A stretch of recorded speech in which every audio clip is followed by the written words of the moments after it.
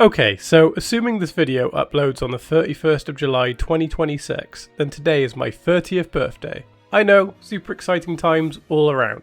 Well, you might be thinking, what does this have to do with the Oscar award-winning Suicide Squad? And yes, it is Oscar award-winning. In fact, it won the Best Hair and Makeup Award. Well, on Friday the 5th of August back in 2016, a whole group of my friends and I went to see the film to celebrate my 20th birthday, nearly 10 years ago. I left the cinema very confused by what I saw. I mean, we were planning on grabbing some drinks and I was on a general high. And in addition, it wasn't too long before I went off to university, so I said that movie was fine. A week or so later, I saw it with some other friends. I left and thought, well, that really wasn't the best. And then, as university started, I saw it one more time, alone. And I left the cinema halfway through because I was bored and thought it was terrible. It was not good. And yes, I'm aware that I'm probably going to get some flack in the comment section for seeing it at the cinema 3 times. And to be fair to you all, I would do the exact same thing if I were in your shoes, so let me have it, rip me in half. Well, as I've just turned 30, I thought let's watch it and see how it is.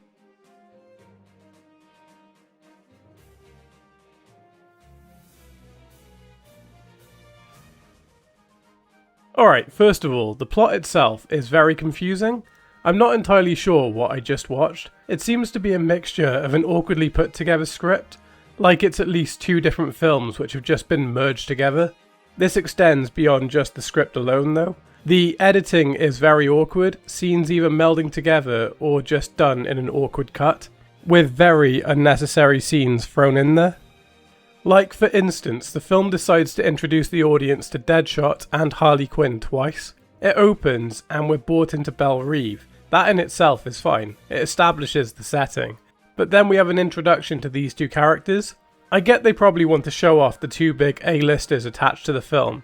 But even in Amanda Waller's exposition dump, these are the first 2 characters we meet anyway, so it doesn't add a great lot. The visuals are an absolute mess too. So a lot of the film is going for vibrant colours and a steampunk aesthetic, which is fine. I think these parts are quite fun and give it some identity over the other DCEU movies, but then the rest is so dark, bleak and bland. So based on what I have found online, the original cut was dark and gritty, but due to bad reception of Batman vs Superman, Warner Bros did a drastic edit before the release to make it seem more bright and cheerful.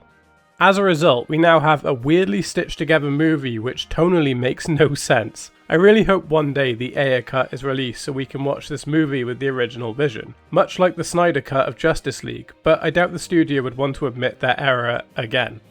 Due to these poor decisions, the movie really does suffer. For instance, I'm not entirely sure who the main villain is supposed to be. It kind of sets up Enchantress at the beginning as she overtakes Dr. Moon. She resurrects her brother and starts turning the populace into weird zombie creature things. So the Suicide Squad are called in to deal with her. They need to destroy her heart in order to stop her. It's quite sci-fi, but if they doubled down or just had her as the villain, I would have been all for it. Equally, there is a random subplot where the Joker is off causing different shenanigans for some reason. Much like the battle for the Tones, it feels like the film is fighting for its lead villain too. But his goal is to just get Harley Quinn back. I mean, I get the relationship is toxic and all over the place, like in the comics, but the beginning of the film made it seem like he didn't care, so a lot of it feels jarring, especially if you're not aware of the relationship dynamic.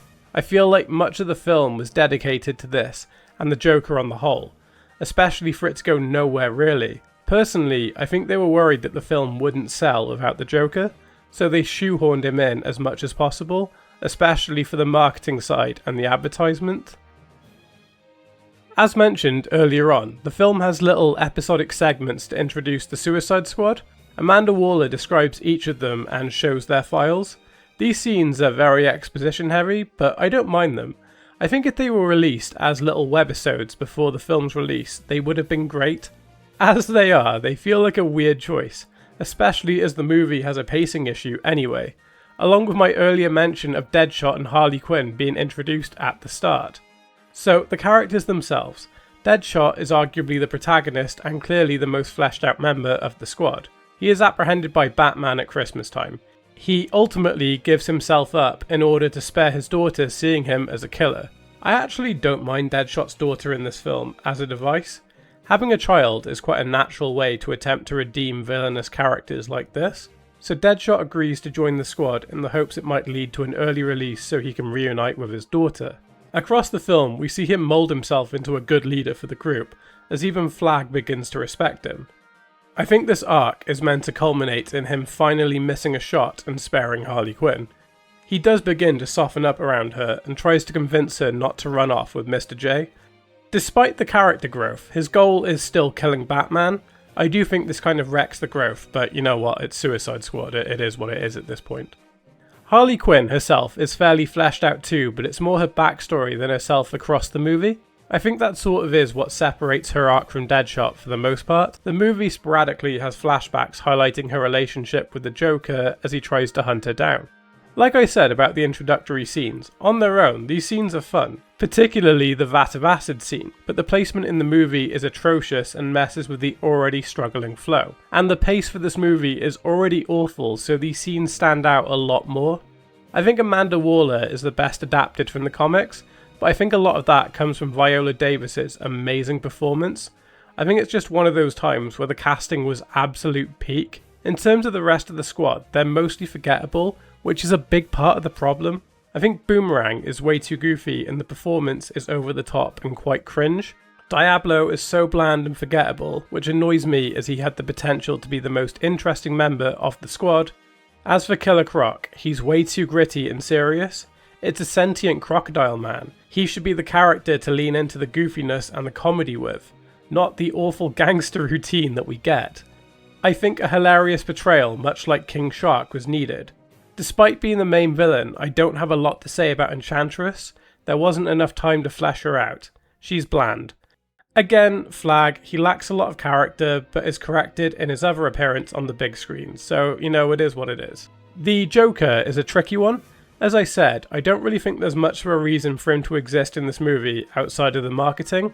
I do think his scenes with Harley Quinn are fun, but they don't add a lot to the movie. Even him breaking Harley Quinn out at the end is kind of pointless, as they break up in Harley Quinn's next movie anyway. In terms of the visuals, I don't hate the look. Yes, I think Jared Leto's performance is quite terrible and that he is the weakest live action portrayal to date. His acting felt over the top and there wasn't anything too distinct. Look, I understand why the writers went in this direction with the Joker. Everything from the casting to the steampunk portrayal. Heath Ledger's Joker portrayal is iconic and is generally considered the greatest version of the character on the screen, with a lot of people believing it can't be topped. I'm kind of in this camp, but I do have an open mind, as Joaquin Phoenix's portrayal in Joker is truly amazing. I just don't think this was the movie to allow the new Joker to shine, and that Jared Leto just was not the right choice. This movie suffers on almost all fronts. Like I said, I think during the first watching of the film, I was on such a high for my birthday evening that I glossed over a lot of the issues. As each subsequent viewing has diminished my opinion all the more, I haven't watched this film in probably like a good 5 years or so, and this watch just made me laugh, as per usual. This film has become a meme amongst my friendship group. Whenever something is terrible, we compare it to the Oscar award-winning Suicide Squad. Look, it's 10 years on, and I really don't think time has helped this movie. It's just as terrible as it once was. I also don't think the fact that a new Suicide Squad movie has emerged has helped it at all, especially since that movie is so much better than this one. It really is night and day.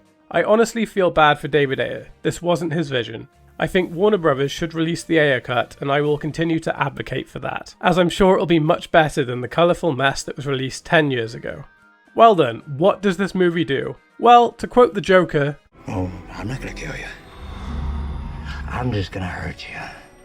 Really, really bad." Well, that was my thoughts anyway. What did you think of this one? Please let me know your thoughts in the comment section down below. If you enjoyed this video and want to stay up to date, then please hit that like button and subscribe. We're so close to 2,000 subs now. I would really appreciate your support in reaching that goal. As always, I want to shout out the incredible Olisnew crew. With that, I'll have some birthday cake and maybe watch a better movie. Shrek anyone?